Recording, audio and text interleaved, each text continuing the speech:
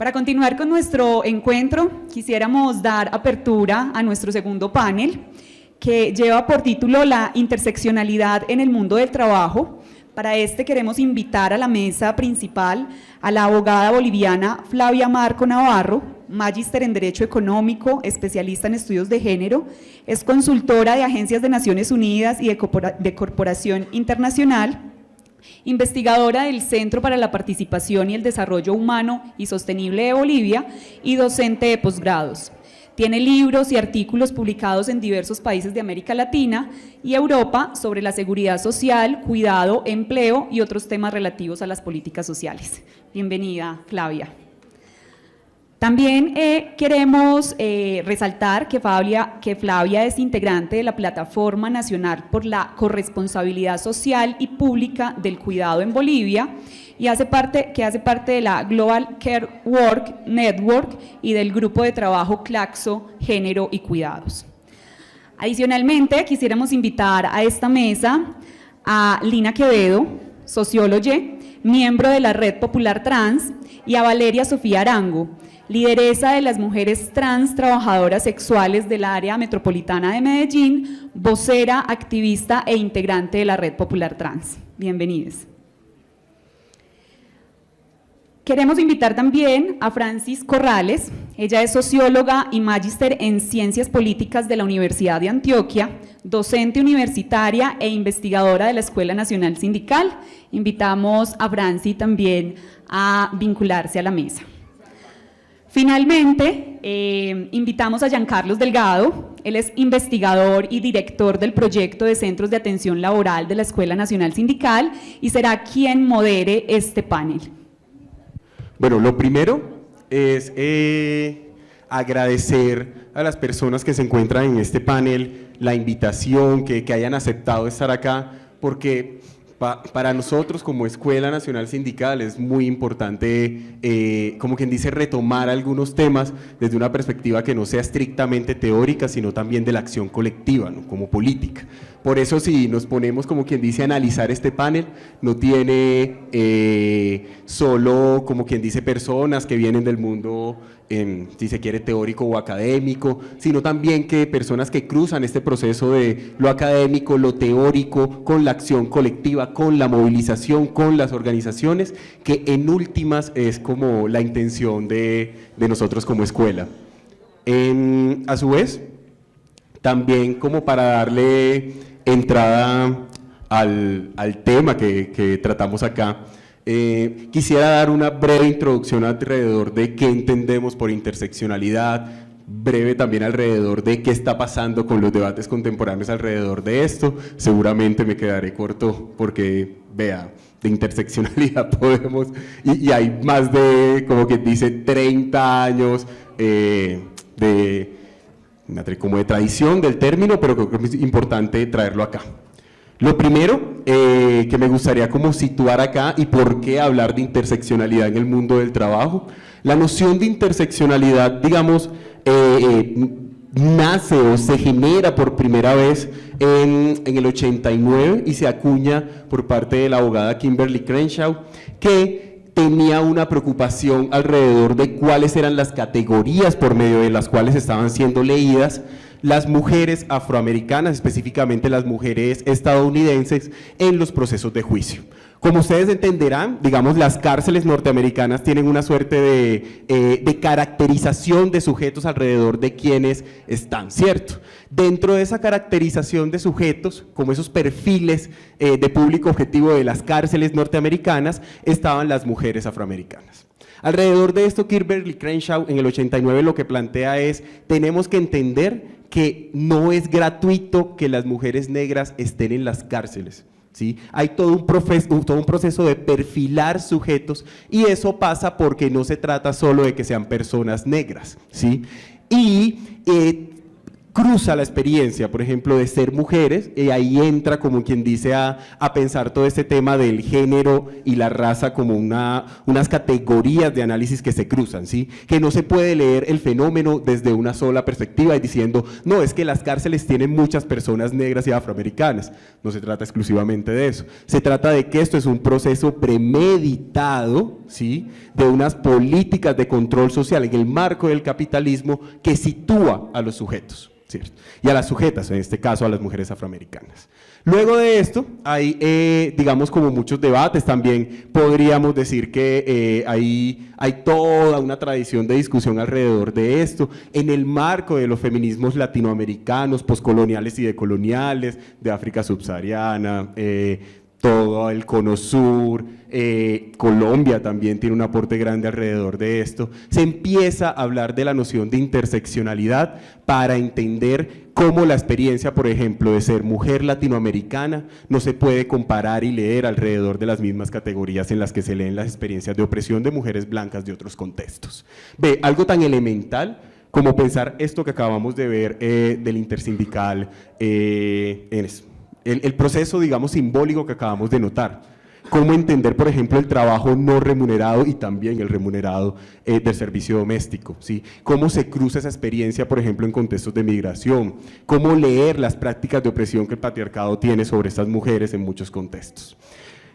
Cierro esta pequeña introducción precisamente planteando también la importancia de este panel y por qué nos interesamos en la Escuela Nacional Sindical de hablar de esto, ¿cierto? Y también porque la invitación que se hace a las personas que están en este panel. Lo primero que teníamos que discutir, y que es una pregunta que la Escuela Nacional Sindical le hace, como quien dice, al auditorio y también a las personas invitadas, es cómo leer esta noción de interseccionalidad en el mundo contemporáneo. Y por el mundo contemporáneo me refiero en el ahora, ¿sí? Es que ya no lo solucionamos solo diciendo que sexo y raza son categorías que se deben cruzar. Ahora entra la categoría del cuidado y el trabajo en servicio doméstico, entra el trabajo sexual, entra la protección social en un país donde 6 de cada 10 trabajadores, trabajadoras se encuentran en la informalidad, no tienen afiliación a seguridad social, salud, pensión, riesgos, ¿sí? Algo tan elemental como eso, cómo pensarlo, cómo cruzarlo. Por eso se nos ocurrió en la Escuela Nacional Sindical hablar de este tema y por eso se trajo, como quien dice, este panel. Entonces, en el ejercicio, lo primero que me gustaría preguntar, y aquí sí es una pregunta abierta, no creo que nadie se vaya a pelear el micrófono, pero, pero sería bueno escuchar desde sus perspectivas, experiencias, cómo leen la interseccionalidad, qué nos dice la interseccionalidad, y ojo con esta última pregunta, ¿para qué nos sirve? Les doy un minutico, vamos procesando. No. ¿Quién quiere empezar? Va. Ya que nos inspiraste con esa introducción. Bueno, muchas gracias. Muchas gracias. Es la verdad un placer y un lujo compartir hoy con ustedes. A ver, voy a repetir un poco lo que decía Giancarlo, pero aplicado a mi experiencia de trabajo, ¿no? Como sabemos, lo interseccional es el cruce de variables de desigualdad, ¿no? Pero no es un cruce, no es una sumatoria lineal, sino que estas desigualdades se potencian las unas a las otras. Y esto, que decimos así a nivel conceptual, es muy visible cuando queremos verlo. Ahí está la clave, cuando queremos verlo. Y dificultades mediante es posible ponerlo en números.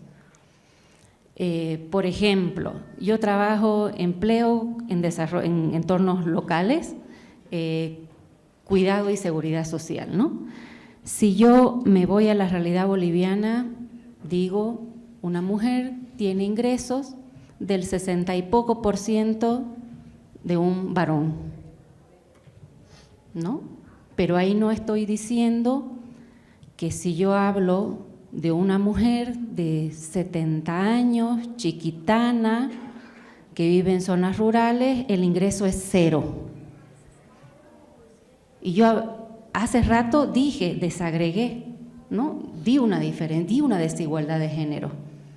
Pero si estoy hablando de una mujer, una variable, mayor, ¿no? De 70 y pico años o vieja, que vive en una zona rural y que es chiquitana, de determinada pertenencia étnica. Ahí el ingreso, ni siquiera hablo de esa brecha del 40% de ingresos, hablo de ingresos cero, ¿no? Y es ¿por qué? Porque 5 variables de desigualdad se potencian para que esta mujer de carne y hueso tenga ingreso propio cero. Lo mismo, si hablo de expectativa de vida, ahí el rostro más visible es la población trans, que en todas partes tiene la expectativa de vida más corta, al menos de América Latina. Y eso no le hemos puesto número porque no les ha dado la gana de verlo, ¿no? De visibilizarlo. ¿Y qué pasa con esto desde el feminismo? El feminismo, en teoría, siempre ha sido interseccional, porque las feministas que nos precedieron fueron precursoras, pioneras, fueron de las primeras en decir, uno ve la realidad dependiendo de dónde está parada y de los recursos que tiene, ¿no? O sea, por eso fueron pioneras en romper paradigmas en las ciencias sociales, ¿no? Y por eso todas son experiencias situadas.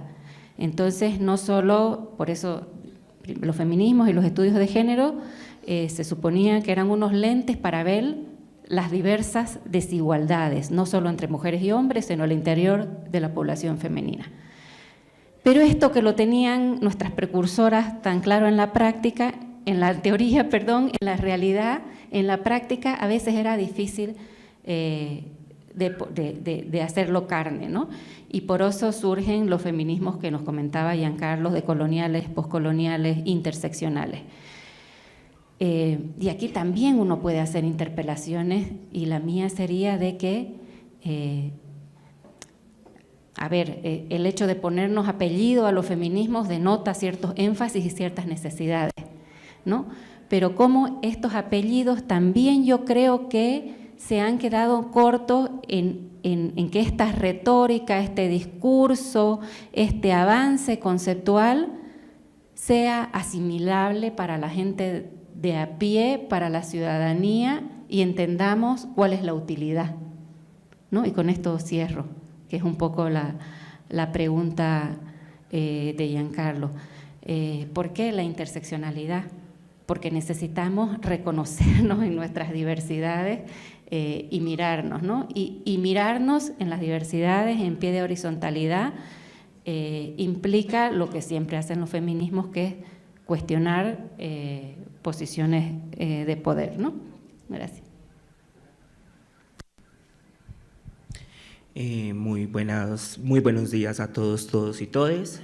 En primero, agradecerles la invitación a este espacio y que yo pueda ser escuchada. Hoy vengo a hablarles desde lo que sé, y es el valioso conocimiento popular, el conocimiento de la calle, el cual ha sido la base para que todos ustedes hagan sus investigaciones y puedan empoderarse de estos temas. Este conocimiento que me atraviesa durante todos los años que llevo en ejercicio de trabajo sexual. Soy una persona trans que convive con VIH y que vive y convive hace 10 años en el ejercicio de trabajo sexual. Para mí la interseccionalidad es poder ver la necesidad de la diversidad que hay en un solo grupo. Les voy a poner un ejemplo. Interseccionalidad para mí es ver que sí existen personas trans privilegiadas, blancas, que tuvieron la oportunidad de poder pasar por la academia, de poder estudiar y poder aplicar para una laborabilidad. También existimos las personas trans que no tuvimos ese privilegio, que fuimos migradas desde nuestros lugares, desde nuestros pueblos, a llegar a una ciudad con la ambición de poder comernos el mundo y habérsenos cerrado la puerta porque simplemente están encadenados a la hegemonía. A este patriarcado donde nos tenemos que encasillar si somos hombres o mujeres, en donde tenemos que vernos de manera a como nos tenemos que ver en la cédula. Porque se los digo, para mí la laborabilidad ha sido difícil y la primera respuesta que estuve en Medellín fue: Si te ves como apareces en la cédula, te puedo dar el trabajo. De lo contrario, no lo puedo hacer. Entonces, entender que esa interseccionalidad es que entre las personas trans también hay demasiada variedad. Existen las personas transmigrantes que tampoco pueden ejercer la laborabilidad hasta en el trabajo sexual, porque desvalorizan nuestro trabajo y nuestro cuerpo por simplemente llegar de lugares distintos al lugar o a la ciudad donde estamos. Entonces, para mí la interseccionalidad es esto, la diversidad que puede haber en tantos grupos poblacionales. Porque entre las personas trans también existen las personas trans negras empobrecidas, que también pasamos por estigmas distintos. Presentarnos a una laborabilidad, a un empleo, siendo una persona trans, que es el primer estigma, que tenemos que pasar el cispassing de la sociedad, de vernos extremadamente femeninas o extremadamente masculinos para que podamos ser aceptadas. O cuando nos dan este espacio, encadenarnos al exilio de la sociedad. Y te doy el trabajo, pero tú trabajas en lo oscuro de la empresa, donde nadie te ve, donde nadie conversa contigo, donde tú no socializas con nadie, porque tú puedes ser la mala imagen para esta gran empresa. Entonces, para mí, esa es la interseccionalidad.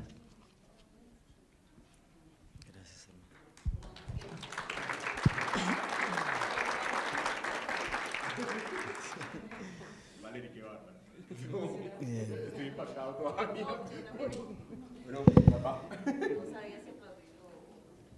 Siéntete libre de hacerlo. Bueno, creo que comparto lo que dicen mis compañeras, así que para no repetir, ¿no? Sí, la interseccionalidad sí nos habla de como de una superposición de situaciones de opresión, pero también ofrece una oportunidad al Estado de hacer unos ajustes razonables en términos de poder adecuar unas acciones específicas que están directamente relacionadas con la gobernanza.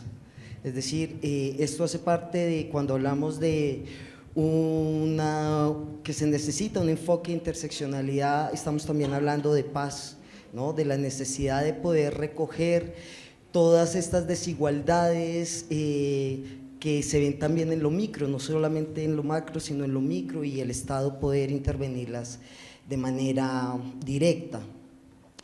Y lo digo, en diciembre el 16 de diciembre del año pasado se interpuso una demanda al artículo 236 del Código Sustantivo de Trabajo, que habla sobre la licencia en época de parto.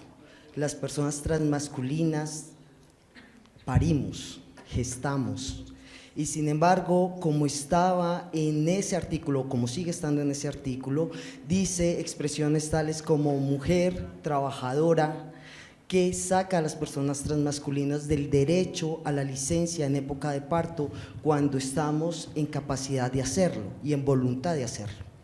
Entonces, por ejemplo, esa ley no ampara los derechos sexuales y reproductivos de quienes tenemos un trabajo formal como personas transmasculinas, pero que esa expresión que está acentuada en la ley, que en un momento el legislador no contempló estas experiencias de vida, generan brechas, ¿no? En la posibilidad de poder ser amparados por una seguridad social, por unas condiciones allí que se ponen.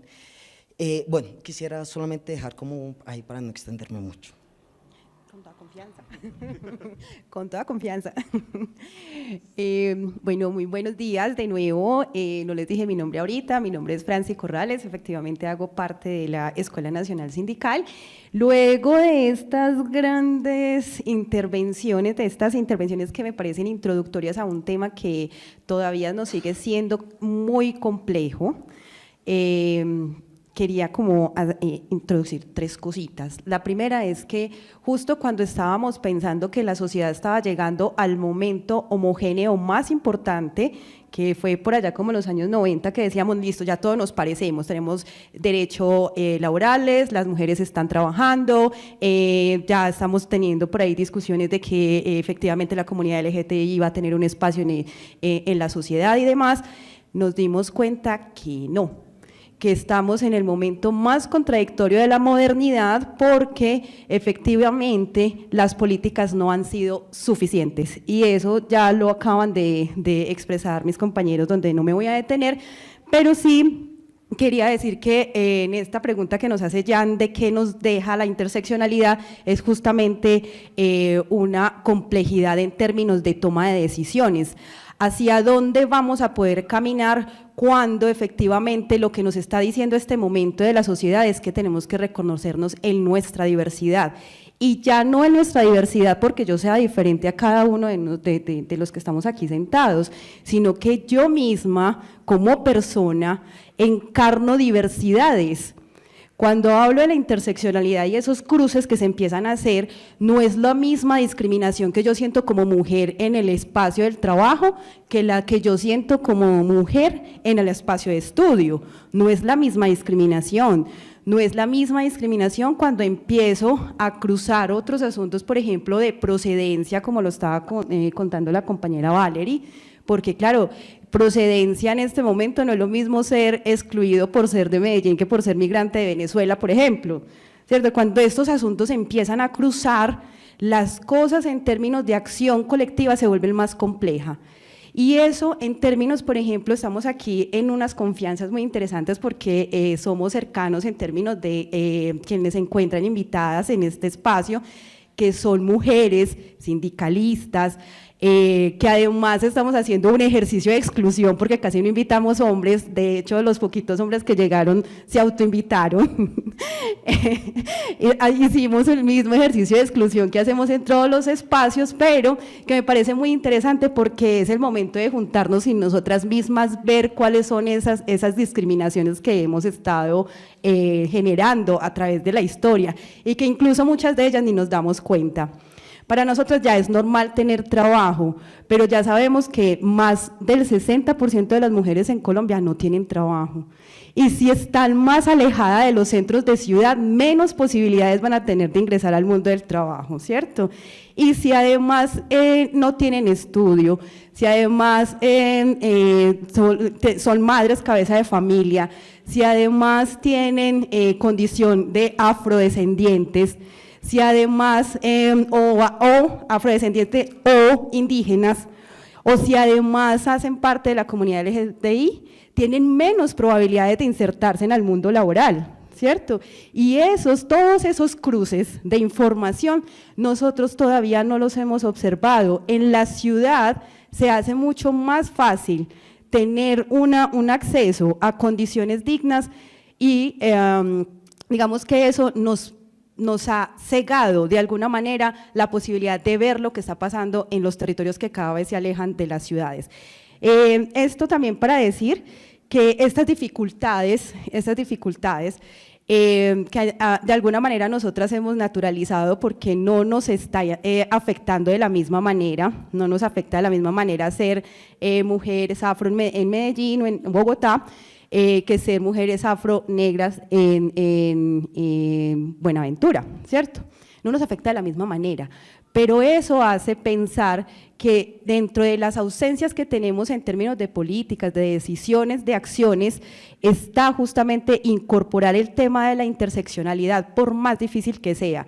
Aprendimos con las políticas a focalizar, ahora nos toca aprender a reconocer en su diferencia, en su diversidad, cada una de las problemáticas que viven las mujeres en esta sociedad. En particular nuestro espacio del mundo laboral. Solo pensemos en estas condiciones de las trabajadoras domésticas. Las trabajadoras domésticas están incorporadas al mundo laboral, efectivamente, pero en condiciones de desigualdad, o sea, con un alto nivel de exclusión de clase, que no tienen acceso ni siquiera al salario mínimo y la gran mayoría de ellas tienen pocas probabilidades de acceder a la seguridad social. Entonces tienen un cruce, una cantidad de cruces de desigualdades, ¿cierto?, que generan menos probabilidades de garantizar el trabajo decente. Si eso pasa con las mujeres trabajadoras domésticas, imagínense qué pueden pasar con aquellas otras labores que no han sido reconocidas, ¿cierto? Entonces la interseccionalidad lo que nos deja justamente, Jan, es una complejidad muy alta y todavía una tarea muy grande para seguir explorando. Muchas gracias a todas, todos, todes. Me dejan a partir de cada una de las intervenciones una pregunta que quiero traer acá, que es además, a mi juicio, como una de las discusiones, si se quiere, más recientes alrededor de la noción de interseccionalidad, y ustedes ya la dejaron como de cierta manera a modo de introducción.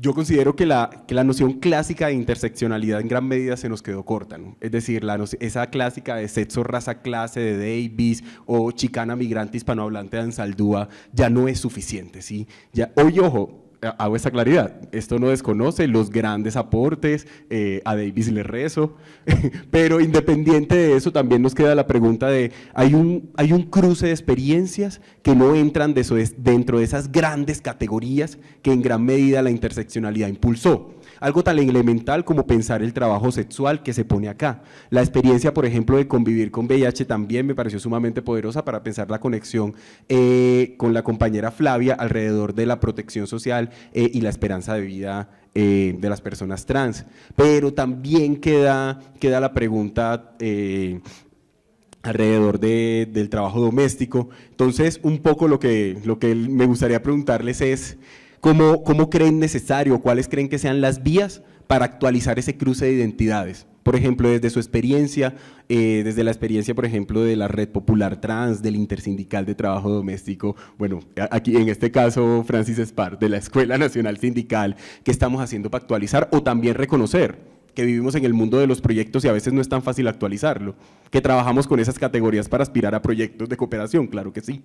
Es decir, ¿qué está pasando con eso? Y también le dejo la pregunta a la compañera Flavia. Esta también va abierta para todo el panel. ¿Cómo actualizar la noción de interseccionalidad para que no se nos quede solo en estas nociones clásicas y estas categorías, como quien dice, gruesas, en gran medida de transición de siglo XX a siglo XXI, sino como empezar a hablar de experiencias de vida que no se quedan solo en hablar de raza, clase, sexo, edad? ¿Cómo trascender de esto? También les doy un minutico para que tomen agua.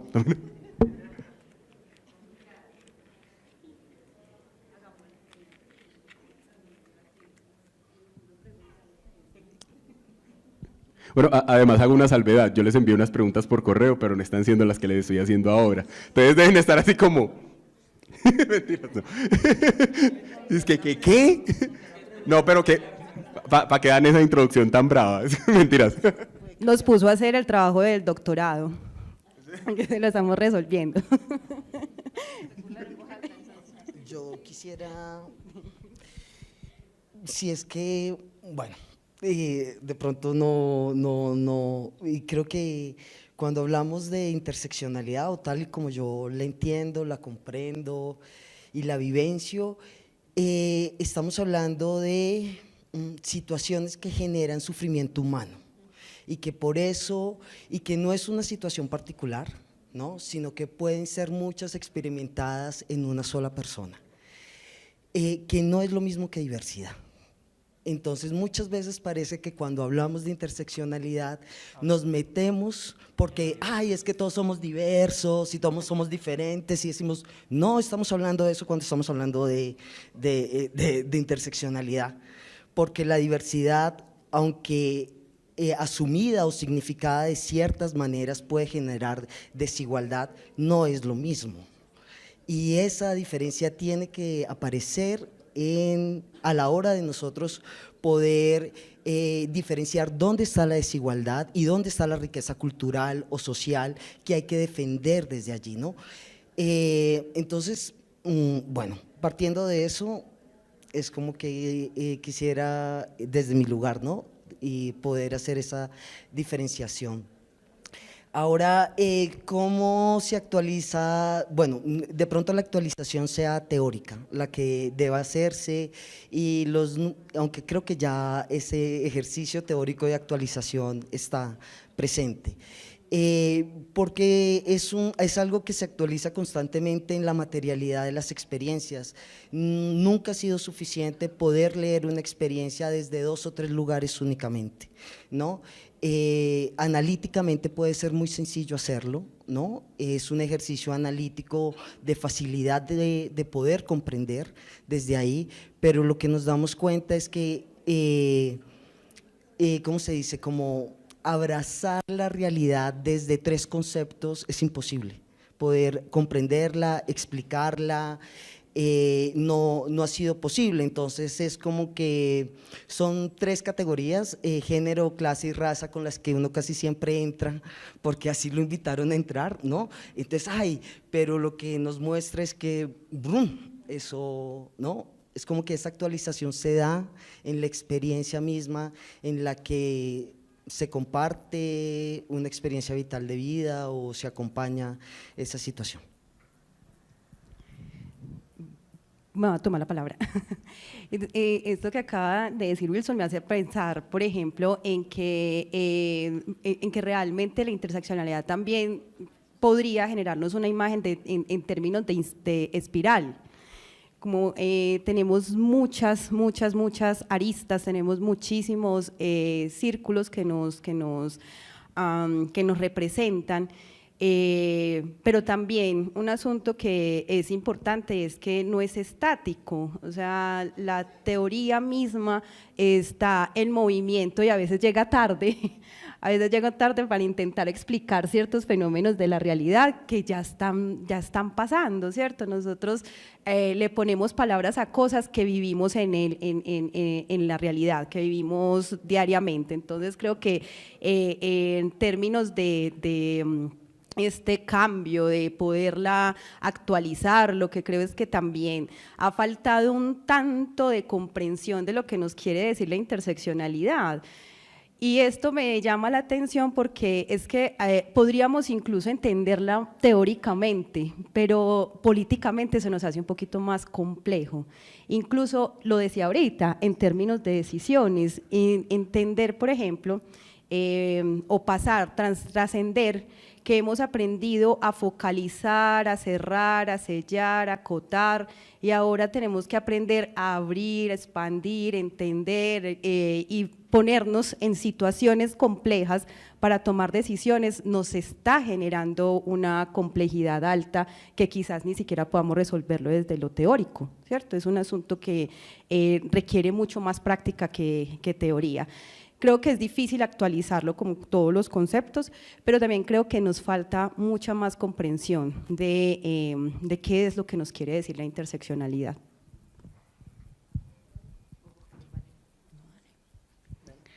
Gracias. Yo un poco en la línea de Francis, yo creo que ya hay cierta actualización de las categorías de interseccionalidad, como decía Lina también, a nivel teórico, y creo que es una categoría dinámica, casi diría que abierta, ¿no?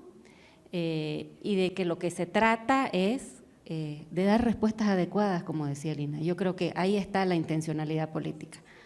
Ahora, ¿cómo damos respuestas adecuadas desde las organizaciones, desde los activismos y desde el Estado? Y esto último, sobre todo desde el Estado, sin estigmatizar, sin generar guetos, sin ponerle etiquetas, que ha sido algo que ha sucedido cuando se han ido deformando las políticas sociales, ¿no ve? Entonces yo creo que ahí tenemos un desafío.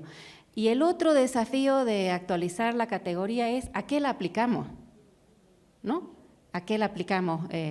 ¿Cuándo aplicamos? O siempre, no lo sé. Ha salido en el panel anterior alto lo del cuidado, por ejemplo. Y el cuidado es, como toda experiencia vital, una experiencia resituada. Depende de quién soy y dónde estoy, ¿no? Esas 7 horas 45 que dedican las mujeres, seguro que varían entre las mujeres. O sea, yo siempre digo, ¿dónde? Área rural, hay recojo de agua y leña, hay servicios básicos, hay combustible moderno para cocinar. Eso me determina la intensidad de mi trabajo doméstico. ¿Qué nivel de ingresos tengo? ¿Soy profesional? ¿Soy asalariada? ¿Soy autoempleada? ¿Qué edad tienen mis hijos? ¿Qué tipo de familia tengo? En fin, ¿no? O sea, ¿cuál es mi pertenencia étnica? ¿Cuáles son mis prácticas comunitarias de cuidado? Todo eso es un bagaje que determina mi experiencia situada de cuidado, ¿no? Y esto que yo siempre reivindico, lo situado del cuidado, porque tenemos como ciertas esquematizaciones y ocultamos muchísimo, ¿no? Entonces, una forma de actualizar es a qué aplicamos, ¿no? El enfoque de interseccionalidad. Estoy un poco especulando en voz alta, pero gracias. Sí. Creo que hablo desde Medellín y desde lo que hemos hecho desde la Red Popular Trans, y que creo que es una de las claves para que puedan ampliar el concepto de interseccionalidad, es poder descentralizar. Poder descentralizar me parece que es algo demasiado importante. No siempre habitar los mismos lugares, porque no siempre estamos en los mismos lugares. Yo soy una trabajadora sexual del centro del Parque Bolívar y tengo unas necesidades específicas, pero mi hermana que trabaja en San Diego tiene otras necesidades específicas diferentes a las mías y ejercemos el mismo trabajo sexual porque son diferentes modalidades. Desde la red hemos podido hacerlo en primero desde el amor. Y es desde el amor hacemos nuestros accionares políticos, desde el amor hacemos la invitación a todos los seres a que puedan habitar nuestros espacios y puedan conocernos, no como proyecto de investigación, sino como seres humanos que habitamos este país, como los seres hermosos que somos y que puedan compartir con nosotros este amor. Algo con lo que hablo desde la experiencia de vida trans, nos ha castigado el Estado, ha sido con el hambre. Y sé que a muchos ciudadanos también, pero más a las personas con experiencia de vida trans, en primero por la expectativa de vida trans que tenemos. Y es que lo máximo que tenemos de expectativa de vida trans son los 35 años. 35 años en los cuales luchamos por pasar por miles de cosas, por miles de violencias, por miles de violaciones de derechos, y que morimos muchas veces en ese intento. ¿Qué hemos hecho desde la red? En primero descentralizar, y es poder llevar nuestros espacios a diferentes espacios de la ciudad donde todos se sientan incluidos y bienvenidos. Y la segunda ha sido nuestro accionar político, porque lo siento también un accionar político, y ha sido nuestras ollas comunitarias. Y es poderle brindar un alimento a quien no lo tiene, independientemente si es una persona trans o no, si es una persona negra o no, si es una persona inmigrante o no. Todas las personas son bienvenidas a nuestros espacios y a comer de nuestro alimento que es libre de proteína animal, y creo que ha sido uno de los accionarios más fuertes que hemos hecho para poder descentralizar. Y que hablamos de esa interseccionalidad, poder conocer todas las diversidades que entre lo trans existen. Y es que en nuestros espacios puedes encontrar esa interseccionalidad que necesitas, y que hay veces siento que no es necesario encasillar. ¿Por qué los seres humanos, por qué la política tiene esa necesidad y obligación de ponernos en una sola casilla? ¿Por qué no simplemente ser seres? Seres que habitamos y seres que transitamos, porque también es entender y explicarles que no solamente las personas trans transitan, todos los seres humanos transitamos de un lugar a otro, de un pensar a otro, de un imaginario a otro. Entonces estamos en ese constante tránsito. Entonces, ¿para qué encasillarnos? O sea, ¿qué necesidad de que exista específicamente una casilla donde podamos sentirnos y no simplemente poder ser seres? Bueno, ahí, tiene retorno. Ok. Para cerrar con esta pregunta, además desde los saberes y experiencias que las personas de este panel tienen, uno de los temas, digamos, polémicos en Colombia en estos momentos tiene que ver con las reformas que están en curso, ¿sí o qué? Reforma a salud, reforma pensional y reforma laboral, por supuesto. Y claro, nos queda la pregunta del, ya digamos como el criterio para decir si estas reformas tienen o no una perspectiva interseccional. Creo que es un asunto discutido, no me voy a meter en esa pelea, pero sí quisiera dejar la pregunta aquí de cuál es el reto que tiene el nuevo gobierno en el marco de estas reformas, es decir, estamos hablando de una reforma laboral, por ejemplo, que busca transformar la noción de jornada, de lo que se entiende por tiempo trabajado, de contrato laboral, algo tan ambicioso. ¿Cómo creen que puede tener una perspectiva, digamos, de, no sé si la palabra es inclusión, pero sí pensarse las experiencias de vida, tanto de trabajo como de los saberes que las personas que están en este panel tienen?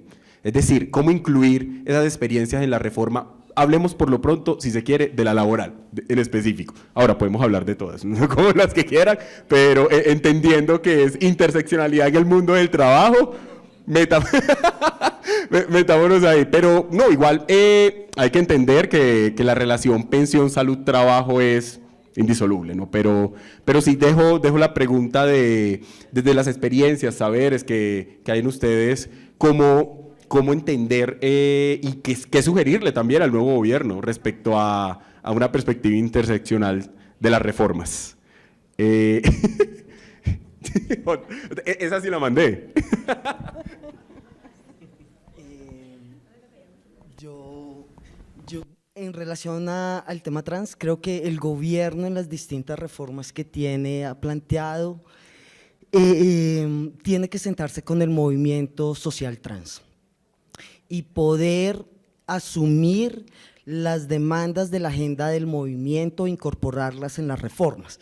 Hace poco, pues en la primera intervención les dije que en el año pasado se demandó inconstitucionalmente el artículo 236 del Código Sustantivo de Trabajo, que habla de la licencia en época de parto para mujeres, trabajadoras y madres, y que en esta reforma laboral sigue apareciendo la expresión de madres, trabajadoras y en femenino solamente para referenciar la licencia de parto o las situaciones en las cuales una persona en esas condiciones no puede excluirse de laboral. Entonces, esa es un llamado urgente al gobierno a tener que asumir, porque eso es un tema de interseccionalidad.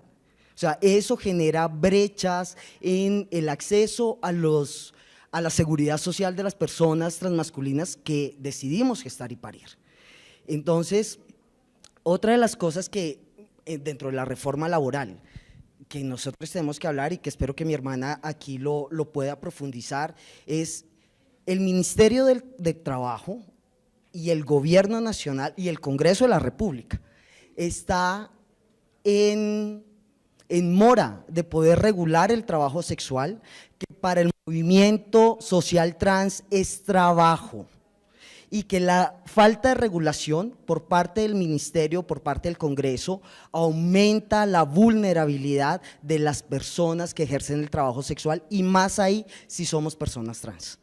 Entonces, habla la reforma laboral de las plataformas digitales, habla de una gran cantidad de cosas, pero no asume su responsabilidad en la regulación del trabajo sexual, que es uno, y les voy a decir, es uno de los ámbitos de mayor violencia que recibimos las personas trans que ejercemos el trabajo sexual. Y es una política dirigida a la protección de quien lo ejerce, no de las casas que se financian con el trabajo sexual o de las plataformas, ni del cliente, sino de las trabajadoras y los trabajadores sexuales.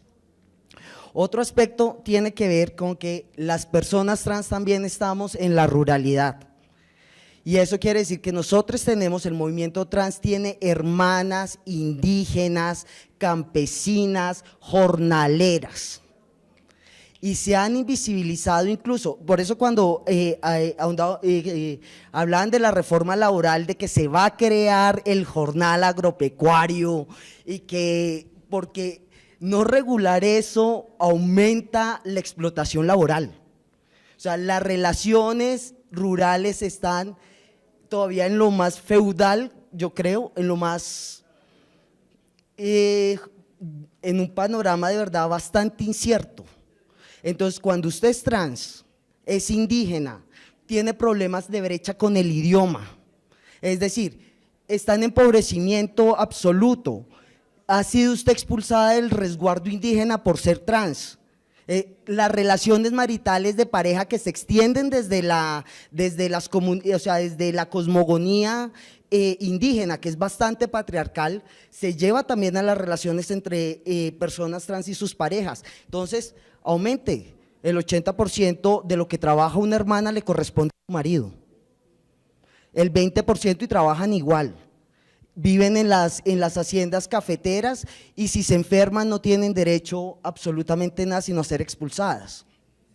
Entonces, claro que nosotros estamos pendientes de que esa reforma laboral, que implica también poder extender esa seguridad social a quienes tienen un trabajo rural, a quienes están jornaleando, pues lleguen también a nuestras hermanas trans, y eso no lo van a hacer si no sientan a las comunidades de personas trans campesinas que habitan los territorios rurales del país y que también han estado en el conflicto armado y poniéndole el pecho ahí, no solamente a la discriminación por género, sino al conflicto armado, a la desatención del Estado. Una hermana trans en Santuario le da una enfermedad y necesitamos 2 horas para poderla sacar de donde vive, ahí ya se nos murió. Entonces, porque tampoco responde el patrón, de una vez les digo, tampoco responde el patrón si una hermana nuestra se enferma. Entonces, creo que la reforma laboral, o sea, por eso les digo que esto está, cuando hablamos de interseccionalidad y hablamos de reforma y hablamos de un gobierno que nos propone el cambio y que habla de paz total, pues esperamos que este gobierno se siente en la mesa con el movimiento trans en las distintas posiciones que tenemos, porque no solamente el movimiento trans pertenece al movimiento trans, sino pertenece al movimiento campesino, al movimiento estudiantil, es decir, pertenecemos y estamos en todas. Y también es un llamado a los sindicatos, porque es que en los sindicatos nosotros deberíamos estar, aportamos a la economía del país, también estamos tanto en lo laboral informal, en el trabajo informal, como en el trabajo formal. Y es también un llamado a que los sindicatos llamen a sus filas a las personas trans, a que aportemos también desde allí, porque lo venimos haciendo. Entonces, lo que pasa es que no se nos invita, o se nos invita en estos espacios muy exclusivos para que hablemos exclusivamente de cosas trans o de cosas LGBT, como si nosotros solamente habláramos de eso. Nosotros hablamos de derecho a la tierra, de derecho al agua, de paz total, de economía, es decir, hablamos de muchas cosas, no solamente se nos puede invitar a la mesa a hablar de nuestras experiencias particulares, sino también hablar de paz, que nosotros también podemos hablar de desarrollo económico, de desarrollo territorial, de plan de ordenamiento territorial, de cómo queremos incidir en las políticas, porque todo nos afecta el agua, que nos despojen de la tierra, no tener educación, como a cualquier colombiano y colombiana en este país.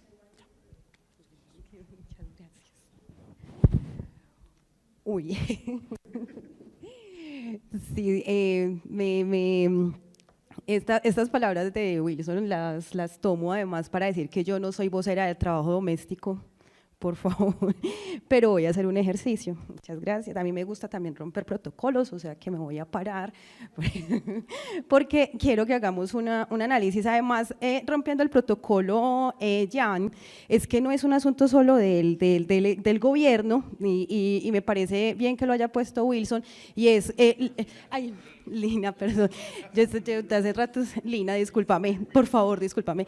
El asunto es que llevamos mucho rato pensando justamente qué vamos a hacer con la interseccionalidad, y yo quisiera que lo pensáramos justamente porque nuestras invitadas, la gran mayoría de nuestras invitadas son sindicalistas y somos feministas, ¿cierto? E incluso algunas hemos tenido dificultad para llamarnos feministas, ¿cierto? Porque le tenemos miedo al término, es decir, ahora no solamente es lo que ha representado o no hemos asumido todavía las luchas del feminismo dentro del sindicalismo, y hay muchos que todavía le tenemos miedo al sindicalismo, ¿cierto? Entonces yo quiero hacerlo desde el ejercicio también del trabajo doméstico, porque lo conozco en este momento, y quisiera preguntarles, levanten la mano, voy a tener que utilizarlo así, levanten la mano, ¿quiénes tienen trabajadoras domésticas? ¿Quiénes han contratado trabajadoras domésticas? En los últimos años, tranquilas, ¿alguna vez han contratado a alguna trabajadora doméstica? Eso, ok. ¿Quién de las que están aquí presentes volvería a contratar, de las que han contratado, volvería a contratar una trabajadora doméstica? Muy bien, eso que es maravilla, ¿verdad? Tenemos ya varias que nos pueden servir para la patronal organizada. Otra pregunta, de las que estamos acá, ¿tenemos o conocemos alguna persona, tenemos una hermana, un familiar, una vecina que sea trabajadora doméstica? Ok, ¿quién de las que estamos aquí conocemos las condiciones laborales de estas trabajadoras domésticas que conocemos? Muy bien, ¿cuántas de nosotras conocemos las vulneraciones de los derechos de las trabajadoras domésticas? Ok, parece que hemos estado llegando a una conciencia. Listo, ¿quiénes de ustedes en sus convenciones colectivas han identificado que el cuidado de sus hogares requiere unos permisos especiales y los han incorporado en las convenciones colectivas? Ligia, ¿quién más? Ok, o sea, ahí vamos reduciendo en términos de tema. Listo, ¿quiénes hemos reconocido alguna vez y hemos dicho o hemos tenido esta expresión? Es que yo no hago nada, soy ama de casa. ¿O la hemos escuchado? Levántame la mano, ¿quiénes han escuchado alguna vez esa expresión? ¿Cierto? Yo no hago nada, yo soy ama de casa, ¿listo? Muy bien, entonces, ¿qué es lo que yo creo que hay en términos de reto en este momento en función de las reformas, no solamente la reforma laboral, sino del sistema del cuidado? Es que nosotras sindicalistas podamos llevar una discusión que es profundamente difícil, y es que las mujeres que están ejerciendo el trabajo doméstico no están ejerciendo el trabajo doméstico en condiciones de dignidad. Pero además, tenemos un reto adicional y es cómo vamos a incorporar la discusión sobre el cuidado, porque no están en nuestras convenciones colectivas, porque nosotras no hemos, no hemos participado en la construcción del enfoque de cuidado dentro de nuestros propios sindicatos, y que eso, por supuesto, nos lleva a una discusión muchísimo más amplia, y es entender los derechos de seguridad social, los derechos del sistema general de protección, en un marco de sociedad en el que solo tienen estos beneficios una parte muy pequeña de la sociedad, y esa parte somos nosotras las que trabajamos formalmente. El resto de las personas que no tienen un trabajo formal están por fuera de la posibilidad de acceder a esos beneficios, lo que significa que la gran mayoría de la población no tiene ingresos. La gran mayoría de la población no tiene derecho a la seguridad, la gran mayoría de la población no tiene derecho a la protección ni va a tener derecho a la pensión. Es decir, nosotras tenemos un reto como sindicalista de ampliar nuestras discusiones, primero, incorporar en nuestras convenciones la discusión sobre los cuidados y ampliarlo para hablar del mundo del trabajo desde una perspectiva mucho más externa, no solamente dedicada a estos espacios donde nosotras nos encontramos para hablar del trabajo. Nuestros retos son muy grandes y nuestros retos además es lograr que nosotras como sociedad, como mujeres, reconozcamos que nuestro lugar en una sociedad, en el mundo laboral, implicará que reconozcamos que tenemos muchas diferencias en cómo nos hemos incorporado en él, pero que también solo nosotras, ejerciendo los derechos desde el enfoque de dignidad, vamos a transformar la manera en que conocemos el mundo laboral. Transformamos el sindicalismo, transformamos el mundo laboral y le damos un lugar al cuidado que históricamente nos lo han delegado por ser mujeres, y se lo ponemos a la sociedad, se lo entregamos a la sociedad, para que sea el Estado, la sociedad, la comunidad, la familia, incluso nuestros propios familiares, quienes asuman el cuidado más allá de nosotras. Solo para dejar una cuñita, es que eso no lo podemos hacer solos, esto es gobierno, sindicato y empresarios. Y en un momentico les cuento, en la experiencia del trabajo doméstico que hemos estado haciendo con las compañeras del Intersindical de Trabajo Doméstico, hoy también creemos que es necesario que esto lo dejemos de hablar entre nosotros y empecemos a hablarlo también con los empresarios y con quienes nos emplean. En términos de lo que pasa con las trabajadoras domésticas, no hay posibilidades de negociación colectiva porque no tenemos conformada la organización patronal. Si nosotros no dialogamos con la empresa, y no organizamos a los empresarios, no va a haber convenciones colectivas para trabajo doméstico. Y ese reto lo tenemos todas como sociedad. Lo tiene el gobierno y el gobierno nos dio una posibilidad en la reforma laboral. Hoy se está hablando de convenciones colectivas para trabajadoras domésticas, pero eso va a implicar que nosotros hagamos un esfuerzo muy grande por identificar quiénes son las patronales que se van a sentar a dialogar con las trabajadoras domésticas. Y efectivamente, nosotras tenemos una propuesta a través de aliadas para que los empleadores empiecen también a relacionarse con nosotras y a hablar de derechos de las trabajadoras domésticas. Gracias. Ya, voy a empezar por el final, sobre el trabajo doméstico remunerado. A ver, lo último de lo último, la tienen difícil una patronal para el trabajo doméstico pagado. En América Latina hay una propiamente dicha, propia en rigor, que es la uruguaya, y después hay otros acercamientos. Por ejemplo, en México hay una ONG que está cumpliendo ese rol, pero que uno ve y es una ONG, no es una asociación de hogares contratantes, digamos, ¿no? O de personas contratantes. Ahora, entonces, si eso es a mediano plazo, capaz que hay que ir buscando otras fórmulas de hacer acuerdos asimilables a los convenios colectivos, y ahí el Estado tiene un rol preponderante, ¿no? Y han habido otras fórmulas, en algunos casos, porque los sindicatos son tan machistas que las compañeras no quieren ser sindicatos, ¿no? Entonces son asociaciones. Esto, por ejemplo, en Centroamérica es súper frecuente. O porque las regulaciones ponen trabas para que las trabajadoras migrantes sean dirigentes sindicales, ¿no? Entonces, frente a estas trabas de la realidad, se han ido dando lugar la creatividad para hacer frente a acuerdos asimilables a convenios, aunque no son convenios en estricto rigor o según la terminología OIT, digamos, ¿no?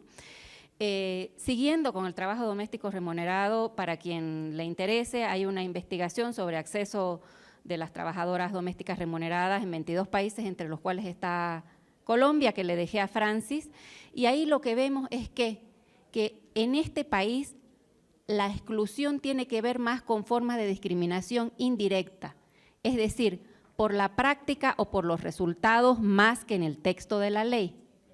Y aquí coge un papel súper importante algo que salía más temprano, que es el rol de las inspectorías del trabajo, ¿no? Y aquí hago un enorme llamado porque parte de las buenas prácticas con respeto de derechos laborales y de la seguridad social de las trabajadoras domésticas tiene que ver con el rol de la inspectoría del trabajo y con la jurisprudencia administrativa.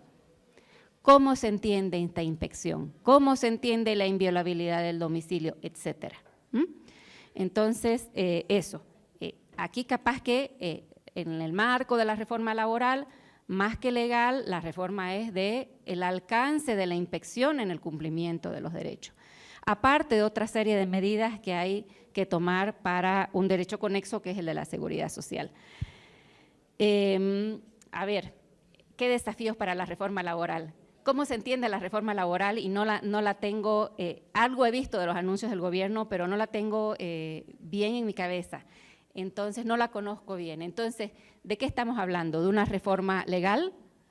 ¿De una reforma del trabajo asalariado? ¿O de una reforma que también agarra el denominado sector informal y todo el autoempleo, ¿no? Donde hay sobrerepresentación de población de migración interna, internacional, etcétera, de mujeres, por supuesto, etcétera, etcétera. Entonces, si la reforma laboral va a agarrar al sector asalariado formal, ¿qué respuesta se le da a la gran otra mayoría? ¿No? Y aquí el sistema de protección social y de seguridad social, que son lo mismo pero no son iguales, tiene un rol preponderante, ¿ya? Preponderante, o sea, no estar en el sector asalariado formal no tiene que ser equivalente a no tener cobertura de la seguridad social. Entonces, van de la mano, se hagan o no ambas reformas, se hagan o no, ¿ya? Porque puede no haber una reforma. Yo antes conversaba aquí con unas compañeras que yo estuve hace 20 años aquí en Bogotá en un evento de la reforma pensional, porque era el momento de la bomba pensional, hace 20 años, el 2002. y todavía sigue la bomba pensional y no explota. Yo odio utilizar analogías bélicas, pero me acuerdo que el nombre era la bomba pensional, ¿no? Entonces, pero así no se haga la reforma de seguridad social, hay que pensar cómo se abarca desde la reforma laboral a este contingente de personas trabajadoras que van a quedar fuera de la legislación laboral. Del sector privilegiado que entra en la legislación laboral, ¿qué queremos reformar? Lina. El tema de la… Ese es un tema requete álgido porque parte a las socias. Entre aliados nos fracciona. Y yo ahí, si somos pocos, no dividamos. ¿Ya? Démonos la discusión, sí. No, por supuesto. Pero ojo, en la negociación política, frente a quienes no van a estar de acuerdo con sectores conservadores, requete ojo, ¿no? Sí, o sea, ¿cómo conciliamos no invisibilizar al sujeto político mujer y a su lucha histórica con los derechos de las personas, ¿no? Y ahí a mí me gustan las fórmulas que ha acogido la legislación española, porque lo que abunda no daña. Entonces tenemos derechos para todas, para todos, para todes. Entonces, por ejemplo, licencias del parto y periodos asimilables al parto, eso está en la seguridad social, por ejemplo, ¿no? El parto puede tener una persona gestante, pero capaz que si no pones persona gestante te ahorraste un conflicto que en Chile lo perdieron, por ejemplo. Y es una sutileza del lenguaje, pero no estás excluyendo, ¿no? Periodos de descanso por parto y asimilables al parto. No dice maternidad, no dice paternidad, no dice persona gestante. O empezar a enumerar derechos, licencias de cuidado, que para mí tiene que haber licencias de cuidado porque razones de cuidado en las diversidades familiares hay muchas. O sea, cuidamos a los viejos y a las viejas, cuidamos a familiares enfermos, no solo cuidamos niñez, ¿no? Entonces, licencias de cuidado, licencias parentales. Y de ahí, licencias del parto, licencias de periodos asimilables al parto. Y de ahí podemos ir agregando, esos son como mínimos intransables, si querés. Y de ahí podemos ir agregando plus maternidad, plus paternidad, siempre que esté parentalidad, parto, asimilable al parto, cuidado genérico, ¿no ves? Y otra cosa que hay que tener ahí, que hay que estar pendiente, es el derecho al cuidado. El derecho al cuidado es de todas, ¿no? Y ahí te evitaste problemas con un rol de garantía del Estado, de los estados, muy claro, con una interpretación de un derecho universal aceptada en Naciones Unidas a nivel latinoamericano, pero cuyos alcances en términos de obligación del Estado no tenemos completamente claras. Sí sabemos que aunque el derecho al cuidado no esté en la legislación, existe, y el Estado, en este caso colombiano, tiene una obligación de garantizarlo, porque ha suscrito una serie de convenios que hablan del derecho a la alimentación, a la vida, a la dignidad, a la salud, a la educación, los derechos de las personas mayores, de los niños, niñas y adolescentes. Entonces, desde la indivisibilidad e interdependencia de los derechos humanos, eso hace al ejercicio del derecho a cuidado.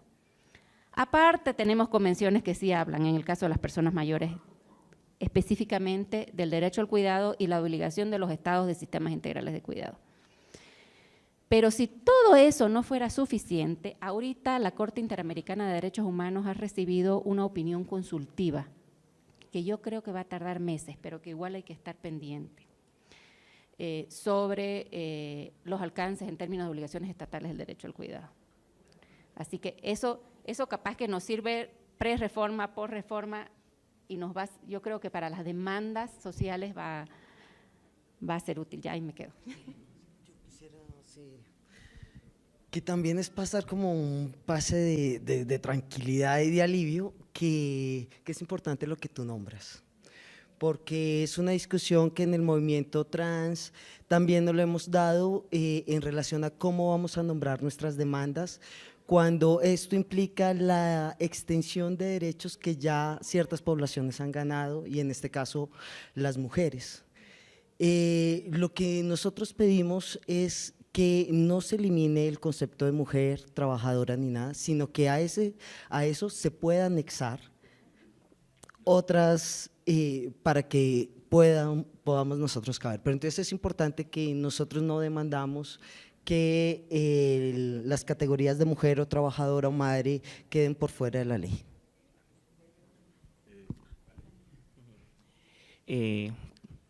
Sí, les comento personalmente, esta era la pregunta que toda la mañana estaba ansiando que hicieran.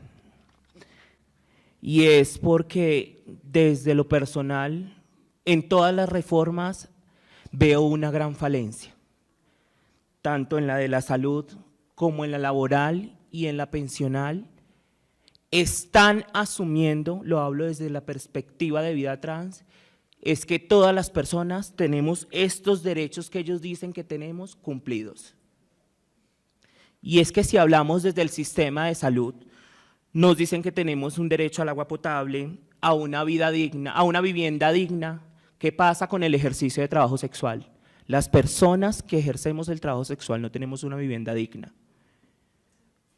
¿Por qué? Porque nadie nos la garantiza. Si no ejercemos el trabajo sexual, nadie nos la garantiza, ¿cierto? Unas condiciones de trabajo seguras. A nosotros nadie nos cuida. A punto que les voy a comentar que el mismo Estado y los mismos entes gubernamentales han sido quienes ejercen más violencia en las personas trans que ejercemos el trabajo sexual. Hablando específicamente de la policía, que con diferentes accionares que hemos hecho hemos podido reducirlo un poco. Se han creado diferentes modalidades para seguir violentándonos, y una de ellas ha sido la extorsión. Les voy a comentar, soy trabajadora sexual, trabajo en la calle, llega el particular a adquirir mis servicios, lo estoy haciendo en un lugar público, estoy haciendo mi convenio en el lugar público, pero el acto y mi servicio lo voy a dar en un lugar privado. Me monto en su carro, nos vamos a dirigir al hotel, nos detiene la policía. Ustedes estaban haciendo acciones sexuales dentro del carro, cuando simplemente por ser trabajadora sexual me monté a su carro y voy a ir a prestar mi servicio. Señora, retírese. Y se quedan con mi usuario, con mi cliente, negociando cómo no lo va a partir porque ellos asumieron que estábamos teniendo relaciones sexuales dentro del carro. Para mí eso es extorsión.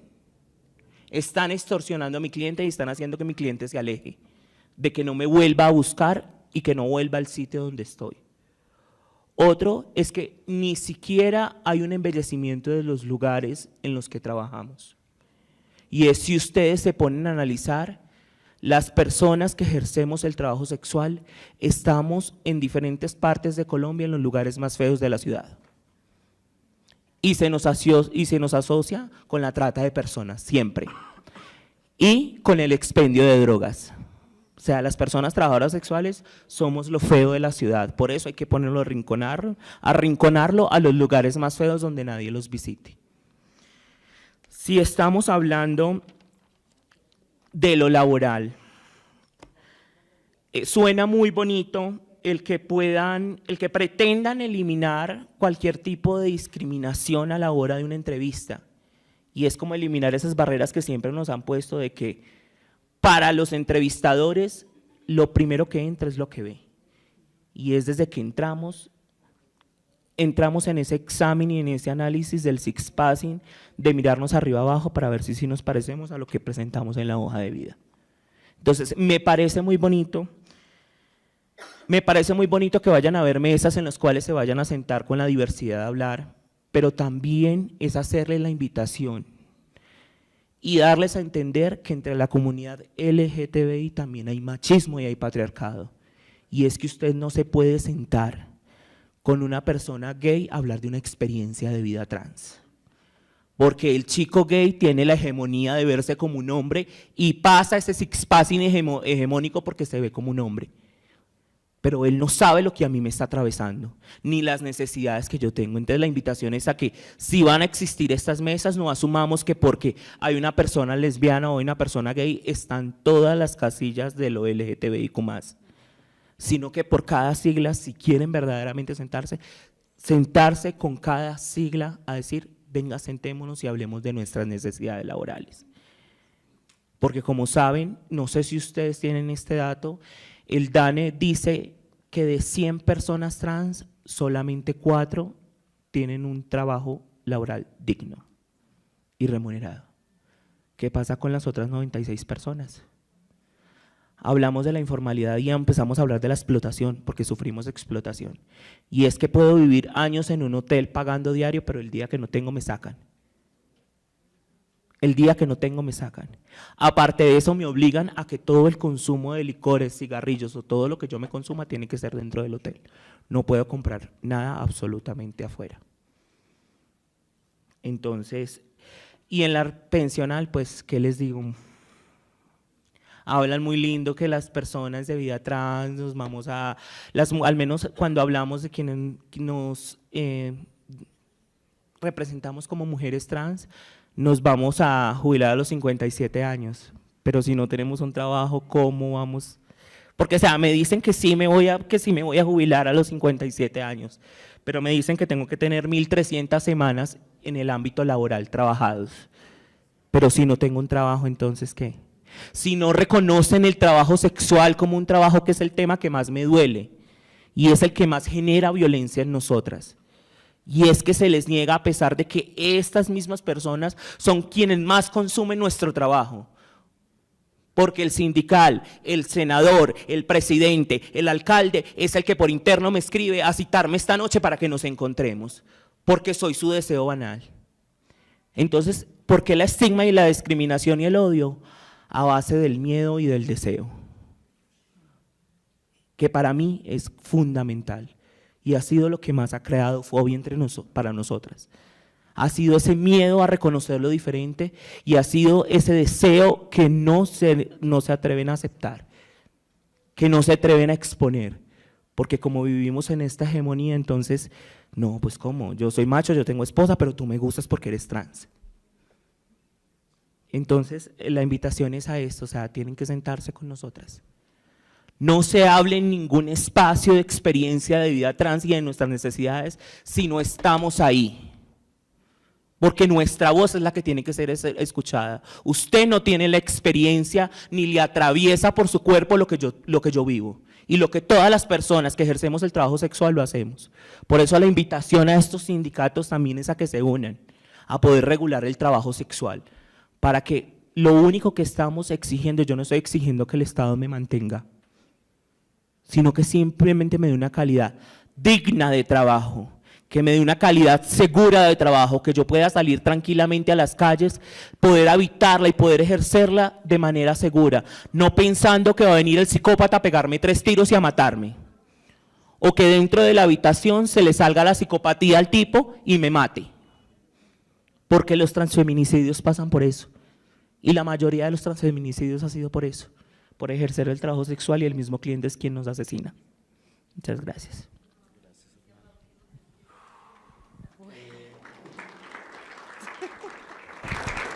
Bueno, Francis tiene 2 minutos para que cerremos. Uy, no, y justo después de esta intervención, pero es que hay un asunto muy complejo en función de la formalización del trabajo y el reto que hay justamente de poder regular condiciones dignas para personas que están en la informalidad o para los trabajos que se ejercen desde la informalidad.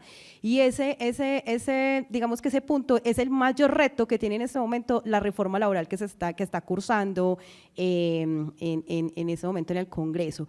Hay un asunto que para nosotras va a ser muy importante desde el trabajo doméstico y es que el trabajo doméstico vive su doble condición, su condición de que una buena parte de las compañeras están con trabajo digno, con contratación formal y demás, pero muchas de ellas también ejercen desde la informalidad y que combinan muchas de las informalidades, es decir, podemos encontrar prostitución, pero también podemos encontrar mujeres que combinan con ventas de tintos o incluso con ventas de catálogo, ¿cierto? Es decir, hay una combinación que transversaliza el trabajo doméstico. Y como no me voy a detener acá porque la invitación es a que ustedes entren aliadas, la aplicación, ustedes acaban de recibir en este momento los volantes que las compañeras les pasan.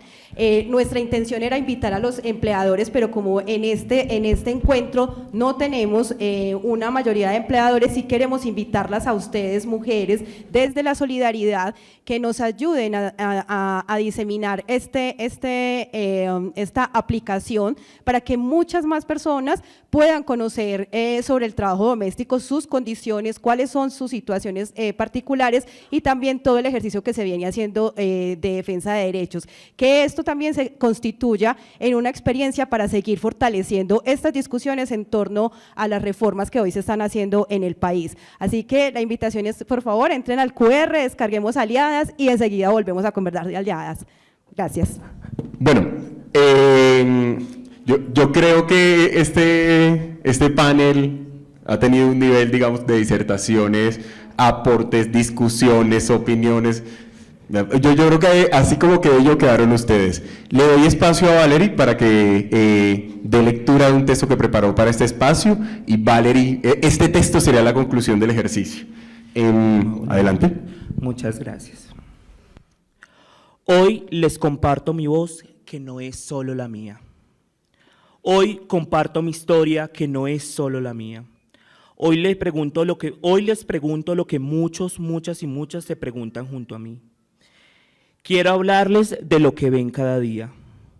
Cuando una persona nos ve en una entrevista entregando una hoja de vida, conversando sobre varias cosas, aparte somos capaces de hacer y dejan de percibirnos como personas completas para quedarse con ideas ciegas, sesgadas por el miedo y el resultado de años de adoctrinamiento cultural en el binarismo. Dejan de escuchar argumentos, dejan de considerar las posibilidades de que seamos personas capaces de nutrir sus espacios de trabajo y descartan las posibilidades de compartir el mismo aire a futuras ocasiones. Algunas personas comienzan a preguntarse por cómo quedaría la imagen de la empresa por fuera de los mandatos del género de nuestra sociedad, y en su mayoría prefieren alejarse de esa posibilidad. Así nos escondan en cargos lejanos a los y les clientes. Prefieren tenernos lejos de sus equipos de trabajo. Si escogen tenernos allí, muchas veces consideran problemáticas cuando comentamos burlas, los comentarios ofensivos contra nosotras y nosotros, el desprecio de las personas, y hasta justifican su conducta como algo normal. Eso siendo el caso de llegar a la entrevista, si no nos descartan antes por no entender la foto de la hoja de vida que no coincida con el sexo y el nombre de una cédula. Quiero hablarle de esas personas que nos dejan trabajar únicamente si negamos quién somos y vestimos como nos digan, ignorando los dolorosos procesos de reconocernos y los logros mágicos de ser auténticos y auténticas y auténticas. Hoy les quiero hablar del peso que cargamos cuando una persona puede darte la oportunidad de darle utilidad a tu talento, valora más su mirada de quien ve enfrente o la de una foto. La ciudad de donde vengo a hablarles no es la que me vio nacer, es la que busqué sedienta de nuevas oportunidades y donde ahora vivo. Llegué a Medellín buscando oportunidades para llevar una vida sin tantos riesgos. Llegar a un sitio nuevo en busca de trabajo es algo que muchas personas hacen todos los días, dispuestas a hacer grandes esfuerzos para poder satisfacer sus necesidades y soñar con prosperar. Pero las oportunidades no están dispuestas simplemente para ser encontradas. Las oportunidades están dispuestas por las personas interesadas en pagar tus talentos y capacidades. Muchas de esas personas se alejan de vernos por dejar su mirada de prejuicios, por no conservar una apariencia que consideran razonable, según lo que esperan ver las personas de dos géneros con características innegociables por cada uno. Cualquier duda de sus nociones de lo que es ser mujer o ser hombre la perciben como una amenaza, no solo para mí, sino también para sus negocios, empresas o entidades. Solo 4 de cada 100 personas trans cuentan con un contrato laboral en Colombia, según los datos del 2020 del DANE. Mis expectativas al llegar a Medellín fueron repetidamente derrumbadas por mantener ese pequeño margen. Yo tenía la experiencia en cocina y otros oficios, pero nada contaba con lo suficiente de ser vista como algo más que una marica incómoda. Hoy me dedico al trabajo sexual, pero no es la meta que me puse cuando llegué a la ciudad. El acceso a un trabajo formal no solo tiene consecuencias a la imposibilidad de realizar trabajos para los que somos capaces, nos dejan sin poder ser cubiertos por la seguridad social, nos excluyen de la economía informal, en la que parte de seguir siendo discriminadas también nos exponemos a riesgos adicionales sin ninguna protección. Esto no solo es consecuencia de ser desatendidas por un Estado que nos niega el derecho al trabajo, sino las creencias culturales que nos permiten considerar a las personas trans en labores diferentes a estereotipos rígidos, como las peluquerías o el trabajo sexual. Acá me pregunto, ¿qué les impide a ustedes que yo les reciba en una caja de banco? ¿En qué te afecta que yo sirva tus alimentos en un restaurante? ¿Cómo afecta tu bienestar si tengo las capacidades para poder brindarte la salud que en este momento necesitas? Me alegra poder complacerte, pero son muchas las cosas que podemos hacer por ti y por cada uno de ustedes. En un momento me dijeron que tendría un trabajo únicamente si mantenía el nombre de mi cédula y pretendía ser un hombre. Si mantenía esa identidad secreta y utilizaba un uniforme para hombres. No soy la única persona que le pasó. Esto podía garantizarme empleo, pero también atentaba contra mi derecho a la identidad y libre desarrollo de mi personalidad. Hay personas que aplazan su tránsito por no posponer el riesgo de su estabilidad laboral, negando quiénes son, viviendo una mentira para no sufrir por un empleo. Decidí que este no iba a ser mi caso. Estuve en Medellín, pero como les dije, esto no es solamente mi voz. También quiero aprovechar este espacio para recordarles de las dificultades que enfrentan mis hermanos transmasculinos. Ellos enfrentan prejuicios al momento de buscar empleo. En ocasiones son expuestos como personas trans en sus espacios de trabajo, atentando contra su derecho a la intimidad. Las dificultades ante los procesos institucionales para cumplir el requisito formal de presentar una libreta militar es uno de los ejemplos de la incapacidad de la sociedad de verles por sus capacidades, más allá de la marca de género que imponen en cada hombre. El ejército no encuentra forma de tramitar este documento para hombres trans y el mercado laboral se los exige, dejándolos en una exposición lamentable que intenta tener un empleo formal. Estos son algunos de los ejemplos que puedo mencionar aquí. Quisiera preguntarles, ¿a quién ven aquí hablándoles? ¿A quién ven cuando dudan llamarla ella o él? ¿Ven a la persona que es o a la persona que ustedes consideran que es? ¿Ven a quien esta persona está haciendo o a quienes refieren para sacar conclusiones rápidamente? ¿Pueden realmente saber si somos capaces? ¿Pueden realmente saber si somos productivos? ¿Pueden al vernos saber lo que podemos hacer o no? Si esta sociedad es nuestra sociedad, debemos ser 100 y no 4. En 100. Si somos parte de esta sociedad, es deber de nuestra sociedad acogernos con plenitud y derecho. Si esta es nuestra sociedad, debemos estar en todas las partes con la misma libertad que cualquier otra persona, otro o otra. Si esta es, así algunos insistan en dejarnos por fuera nuestra sociedad, es deber de toda la sociedad acogernos como personas tan libres y talentosas y trabajadoras. Es deber del Estado velar por lo que no se nos discrimine, por nuestra identidad o expresión de género. El deber del Estado es garantizar procesos y trámites que nos permitan acceder formalmente al empleo.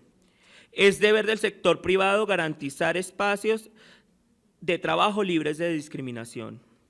Es deber de ambos juntar esfuerzos para que crezcamos como la sociedad diversa que somos y no como la sociedad imaginada por el binarismo tradicional, que solo existen en ideales prejuiciados. Es deber de cada persona de nuestra sociedad recibir en cualquier tipo de trabajo, en cualquier ambiente laboral. Si este es nuestro Estado, si esta es nuestra comunidad, es deber de todas, todos y todos avanzar en nuestra diversidad. Esta es mi voz y muchas otras voces. No quiero imaginarme vidas productivas que pudieron haber tenido oportunidades diferentes, pero quiero imaginar con ustedes que debemos hacer para nuestras vidas trans que llenen los oficios, todas las academias, todos los negocios de nuestra sociedad. Gracias por escucharme.